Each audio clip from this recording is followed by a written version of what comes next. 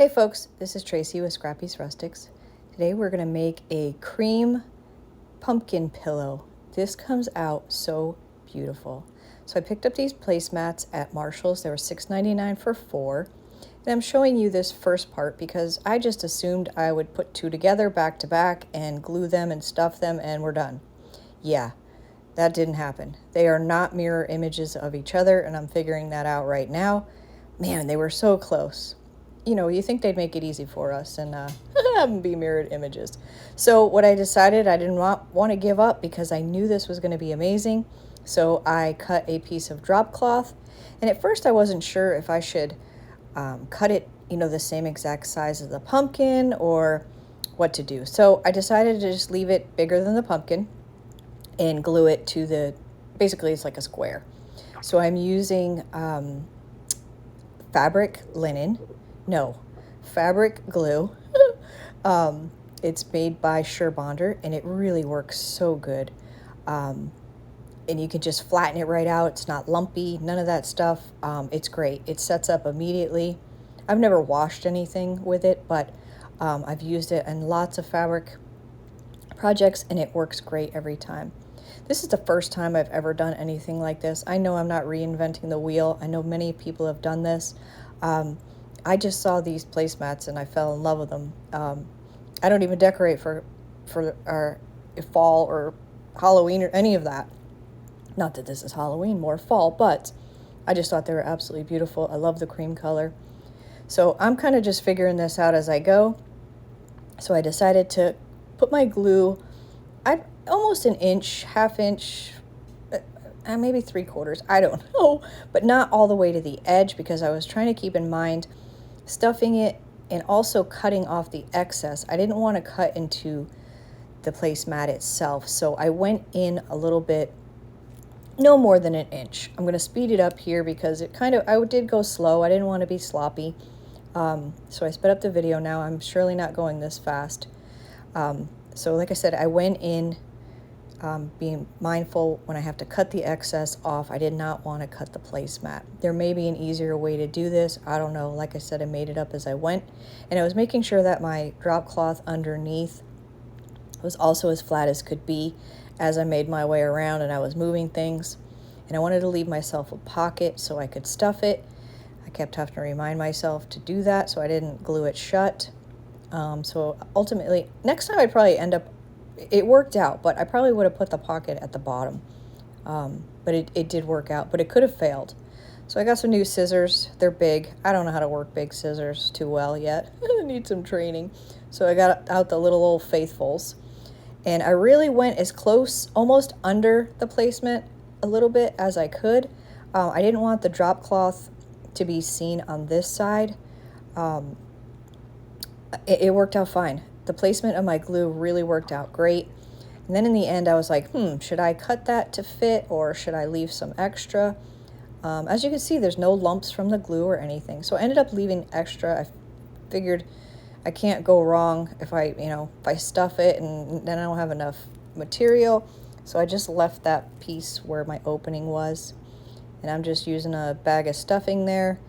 You can use whatever you have on hand. If you don't have anything, you can always use grocery bags. If your state still has those, you can use an old pillow.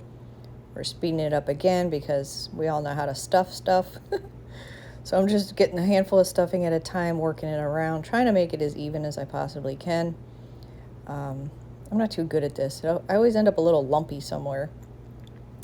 In hindsight, I would have stuffed some more in my stem or put there's a Scrappy Bow coming up, y'all. It just makes this project, I'm so pleased with it. It's so beautiful. So I decided to make my hole a little bit smaller so I could get some stuffing up top where it needed it. So that's what I'm doing there. You see how fast that glue sets up? I literally glued it and then was yanking on it.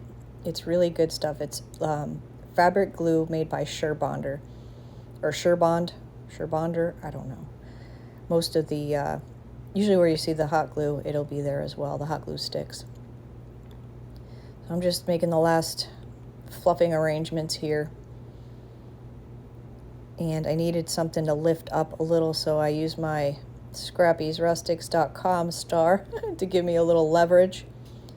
I didn't want it to be, this is probably the trickiest part of all of it.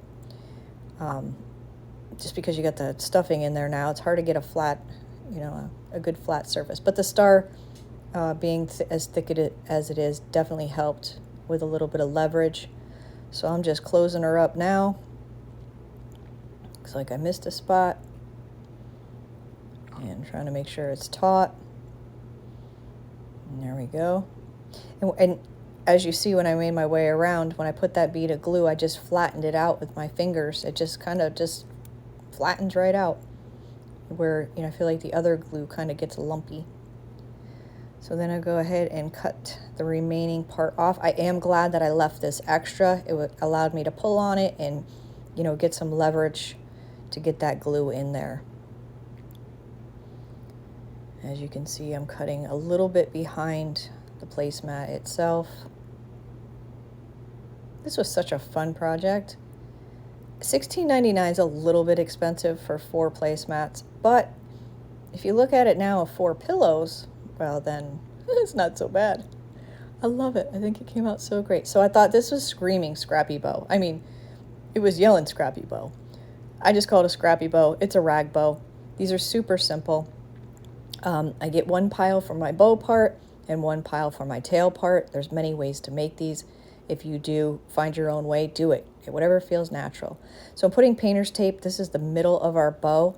I put painter's tape on the edges because I don't know how many times I was panicking live.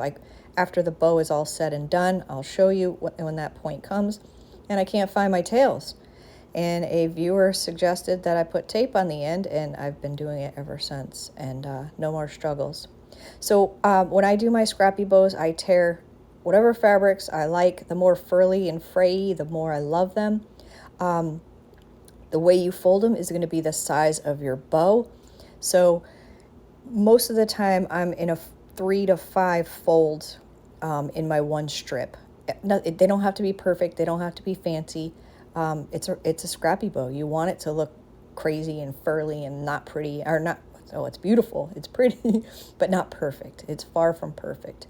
So I'm alternating colors, and I'm alternating fabrics, and I'm alternating the way I put them down in my stack. And when I do stack mine, I start with my bow, the part that you will be looking at, facing down. So my very first piece that goes down is the part of the bow that will be sticking out facing you. I hope that made sense, because it didn't sound like it did. So I ended up putting another piece in there. Muslin is a great filler. Gauze cloth is a great filler.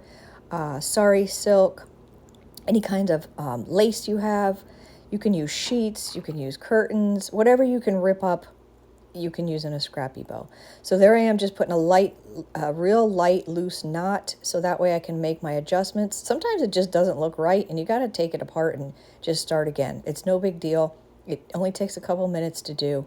But in this case, we nailed it on the first try, and I'm happy with it. So I give it a tighter pull, and don't be afraid. A lot of times too, if it's down flat, it looks weird, but if you kind of hang it up on something, if you got a little hook or a little nail, hang it up, because sometimes when they're laying flat, they just don't look right.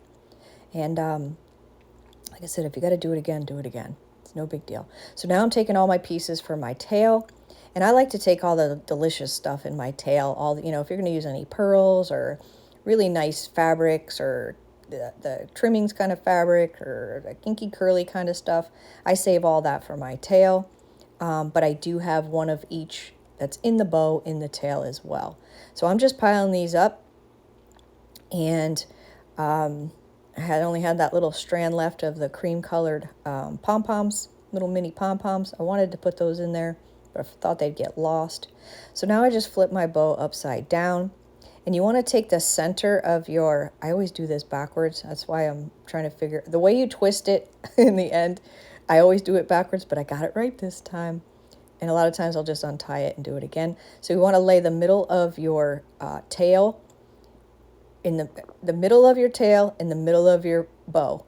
So you're going to give it one loose tie, and then you're going to grab one side and swing it down. This is where I usually mess up, where I'm swinging it. This is where your tails get lost, right here, because if you had to make adjustments, you dropped one, you cannot find them. Well, I nailed it the first time on this one, and I decided to tighten it down. I was happy with it. I gave it another good tie. Now also, you can leave these blue tapes things on if you decide you want to tie your bow to something. I have bows tied here and there around the house, and it's they're kind of in the perfect spot to make your bow stand up the way it should, if you were to wanting to tie it. So see that big clump of extra I have left over? I did not center my tails correctly in the center of my bow when I was making it. Ended up turning out all right, but that was my fault. I like them uneven, but not that uneven. That was a little much. So I have one of these pins from a Totally Dazzled that I plucked off, and I decided I wanted to hot glue this pin onto my bow. That way I could pin it onto the pillow and not have to glue it. That way, if it happens to go in auction or wherever it might end up, you know, if the grandkids are coming over and you don't want them pouncing on the bow or the flower, then you can take it off. Or if you want to change it for the seasons, whatever you want to do. So I'm just hot gluing that. I still have the fabric glue on there. That's the unfortunate part about changing from fabric glue to the other glue, but it is what it is. So, and that worked out perfectly. Actually worked out perfectly. Then I got a solo wood flower for the center. That was the perfect color, perfect size. And just hot glued that down. And in hindsight, I shouldn't have pushed so hard with my thumb on the flower. I crushed it a little, but I tried to fluff it back up the best I could. And then I got caught. I was stuck. I had to cut myself out of that situation. I was covered in strings.